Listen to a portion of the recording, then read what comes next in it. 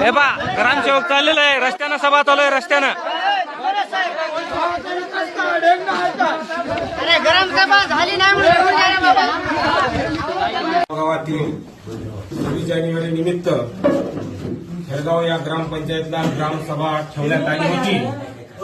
तरी या ग्रामपंचायतमध्ये गावचे सरपंच व गावचे उपसरपंच आणि ग्रामपंचायतचे शासनाचे अधिकारी, ग्रामसेवक साहेब आणि बाकीचे उर्वरित सदस्य हे कोणी या ग्रामसभेला उपस्थित नाही.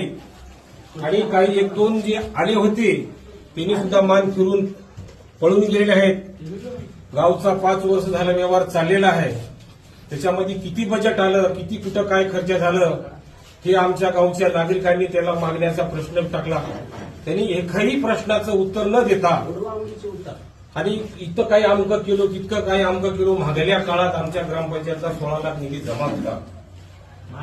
अहो कुठं काही पाईपलाईन, तिथं 6 इंचाच्या खाली पाईपलाईन नाही, कुठं नालीचे कचरा काढण्यात आला नाही.